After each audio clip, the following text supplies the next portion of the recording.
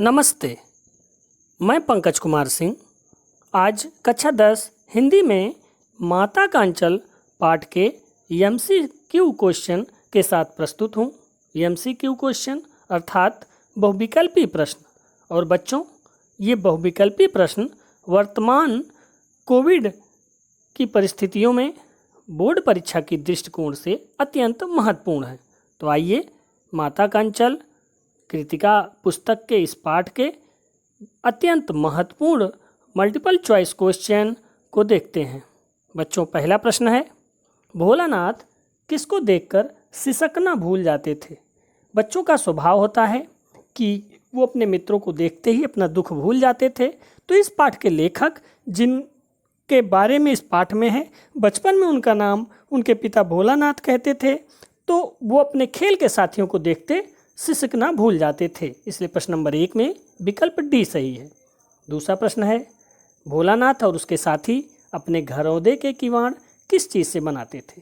तो लेखक बचपन में अनेक खेल खेलता था और उन खेलों में वह घरौंदे बनाने का भी खेल खेलता था और उसके जो किवाड़ अर्थात दरवाजे हैं वो दिया सिलाई की डिबिया से बनाता था। इसलिए विकल्प बी सही है। तो बच्चों, खेल के साथियों को देखकर सिसकना भूल जाते थे और अपने किवाड़ घरौंदों के किवाड़ को दिया सिलाई की डिबिया से बनाते थे।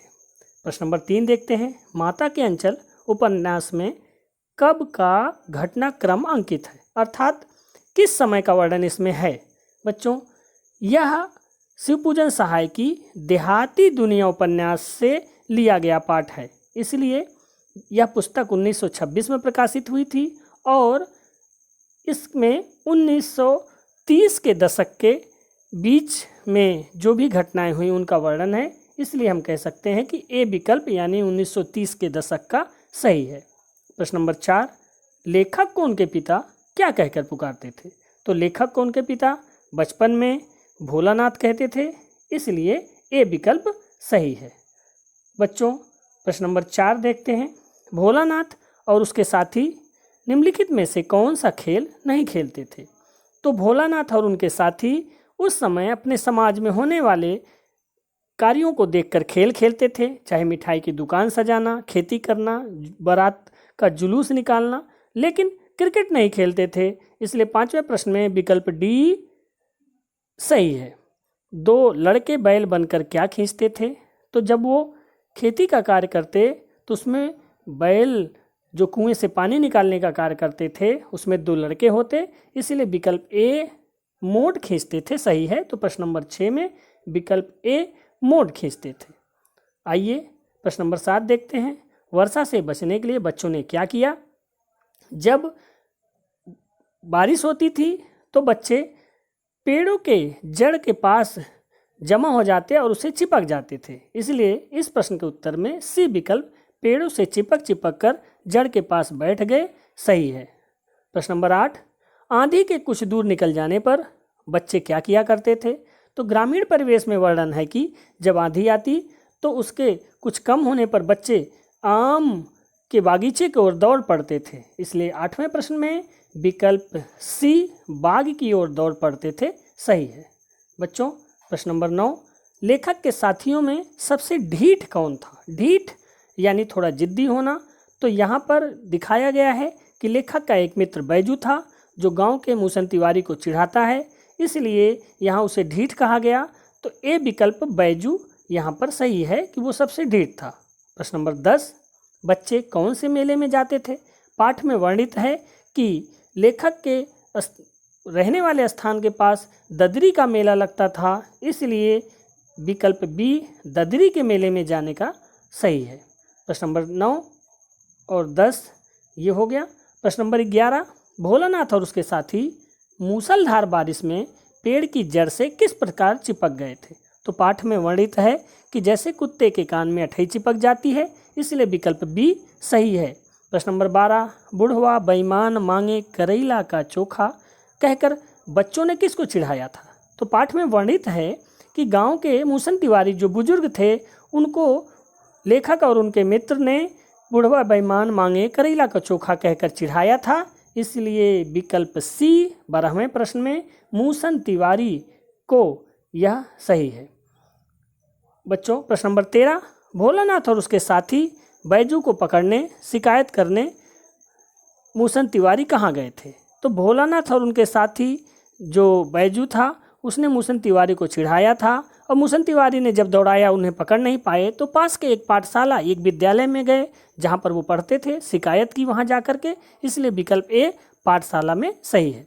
लेखक ने बूढ़े वर को क्या कहकर याद किया? तो बच्चों लेखक के गांव के पास से जो भी विवाह करके दूल्हे जाते थे उन्हें ये लोग चिढ़ाते या उन्हें बुलाते रहते थे। तो लेखक ने बूढ़े वर्ग को ये कहकर याद किया कि एक बूढ़ा जो काफ़ी अधिक वर्ग का था उसे हम लोगों ने चिढ़ाया, नाराज हो गया था, उसे खसूट और खब्बीस कहा है, इसलिए 14वें प्रश्न में विकल्प बी सही है। प्रश्न नंबर 15, मकई के खेत में किनका झुंड चल रहा था? तो बच्चों मकई के खेत में चिड़ियों का झुंड चल रहा था, इसलिए विकल्प सी सही है। पराई पीर, लड़के और बीच में एक स्थान है, वहाँ पर एक शब्द आपको देना है। तो पीर का अर्थ होता है दुख, तो पराए दुख को बच्चे और बंदर नहीं समझते क्योंकि दोनों चंचल होते हैं, उन्हें अपने मनोरंजन से मतलब होता है, इसलिए विकल्प सी यहाँ पर सही है।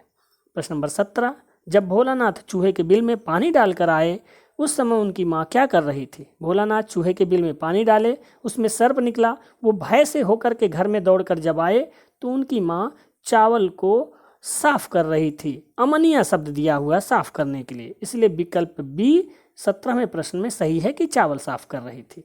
माँ ने भोलानाथ के घावों पर क्या लगाया? भोलानाथ डरे हुए थे, माँ ने उनके घावों पर हल्दी का लेप लगाया था, इसलिए 18वें प्रश्न में विकल्प डी पिसी हुई हल्दी सही है।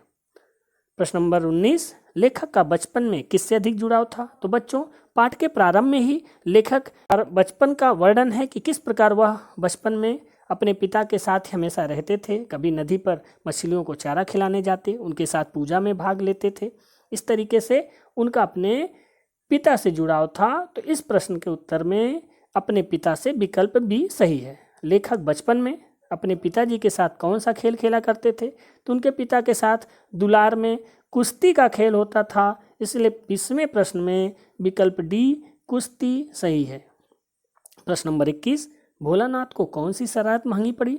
भोलानाथ अर्थात लेखक बचपन में चूहे के बिल में पानी डाल रहे थे, उसमें से सर्प निकला, डर गए, डर के भागे, चोट लगी, इसलिए चूहे के बिल में पानी डालना ये शरारत उनको महंगा पड़ गया और 21वें प्रश्न में विकल्प ए सही है। प्रश्न नंबर 22, चूहे के बिल में पानी डालने से बिल से क्या निकला? तो बच्चों इसकी चर्चा हो गई कि बिल से सर्प निकला था, इसलिए 22वें प्रश्न में विकल्प डी सांप सही है। प्रश्न नंबर 23, सांप से डरकर भोलानाथ ने कहाँ शरण ली? तो भोलानाथ दौड़ कर आए, बरामदे में पिता बैठे थे, उनके पास ना जाकर के घर के अंदर माँ के आंचल में जाके छुप गए, इसलिए 23वें प्रश्न में विकल्प बी माता के आंचल में सही है। विपदा के समय बालक माँ के पास ही क्यों गया, पिता के पास नहीं गया? इस प्रश्न के उत्तर में होगा कि माता का आंचल प्यार और शांति देने वाला होता है, इसलिए 24वें प्रश्न में विकल्प सी सही है कि माता के पास ही उसने शरण इसलिए लिया कि माता का अंचल प्यार और शांति देने वाला होता है। प्रश्न नंबर 25, लेखक का वास्तविक नाम क्या था, अर्थात असल का नाम क्या था? तो बच्चों लेखक का वास्तविक नाम तारकेश्वर नाथ था, इसलिए इसमें विकल्प भी सही है। अमोला किसे कहते हैं? बच्चों ग्रामीण परिवेश का वर्णन है और उसी में ये भी वर्णित है कि बच्चे अमोले का खेल खेलते थे। अमोला आप जानते होंगे कि आम के छोटे पौधे जिनके नीचे का भाग जड़ के पास का, उसको रगड़ करके गांव में लोग बजाते हैं, बच्चे खेलते हैं, तो इसलिए आम के उगते हुए पौधे को अमोला कहते हैं, विकल्प ए सही है। प्रश्न नंबर 27, मर्दुए शब्द कहानी में किसने किसके लिए प्रयोग किया? बच्चों लेखक की माता ने लेखक को बचपन में भोजन कराते समय उनके पिता से ये बात कही थी कि मर्दुए क्या जाने बच्चों को खाना खिलाना, तो यहाँ पर विकल्प बी लेखक की माता ने उनके पिता के लिए प्रयोग किया था, इसलिए ये विकल्प सही है। प्रश्न नंबर 28, ठौर शब्द का क्या अर्थ है? तो माँ खाना खिलाते समय ही कहती हैं जब खाएगा बड़े बड़े कौर तब पाएगा दुनिया में ठौर, यानी ठौर शब्द का अर्थ हुआ स्थान, तो इस प्रश्न के उत्तर में विकल्प सी सही है। प्रश्न नंबर 29, लेखक गली में कौन सा खिलौना लेकर जाते थे? लेखक जब उनकी माँ उन्हें सजा देती और पिता उनसे कहते कि जाओ तुम अब राजा हो, जाओ खेलो। तो वो खेलने निकलते थे तो गली में काठ का घोड़ा लेकर के खेलने के लिए वो निकल जाते थे। इसलिए 29वें प्रश्न में विकल्प डी सही है। प्रश्न नंबर 30, लेखक को बचपन में कौन से खेल पसंद थे? तो लेखक द्वारा इस पाठ में वर्णित है कि बचपन में उसने अनेक खेल खेले। कभी वो तमाशे करते, मिठाई की दुकान बनाते, कभी बारात का जुलूस निकालते, कभी खेती करने का कार्य करते थे। इस तरीके से तरह तरह के नाटक करना, अर्थात विकल्प ए यहाँ पर सही है। प्रश्न नंबर 31, बच्चों की शिकायत किस व्यक्ति ने की थी? तो बच्चों की शिकायत अर्थात लेखक और उनके मित्र बैजू ने मूसन तिवारी को चिढ़ाया था, जो गांव के बुजुर्ग व्यक्ति थे। इसलिए इस 31वें प्रश्न के विकल्प सी सही है, मूसन तिवारी ने शिकायत की थी। चिरौरी शब्द का क्या अर्थ है? तो चिरौरी करना यानी जब उनके पिता लेखक को स्कूल गए और वहाँ देखा कि उन्हें सज़ा मिली है, तो उन्हें उनके अध्यापक से चिरौरी कर करके ले आए, अर्थात उनकी विनती उनसे की और उन्हें घर ले करके आए, क्योंकि वो रो रहे थे और उन्हें दंड मिला था। इसलिए डी विकल्प सही है, विनती करना। प्रश्न नंबर 33, चिड़िया की जान जाए लड़कों का खिलौना, ये शब्द किसने कहे? बच्चों, ये शब्द लेखक के पिताजी और उनके मित्रों ने तब कहे थे जब लेखक गांव के खेत के पास चिड़ियों के झुंड को उड़ा रहे थे, उन्हें पकड़ने की कोशिश कर रहे थे, तब ये बातें कही गई। इसलिए यहाँ पर विकल्प ए सही है। प्रश्न नंबर 34, माता का अंचल पाठ के अनुसार दिए गए विकल्पों में से सही विकल्प चुनिए। बच्चों, पहला विकल्प है, इस पाठ में 30 के दशक की ग्रामीण संस्कृति को सहजता से उभारा गया है। दूसरा विकल्प है, उस समय के रहन सहन को उजागर किया गया है। तीसरा विकल्प है, हमें पता चलता है कि उस समय बच्चे कैसे खेल खेलते थे।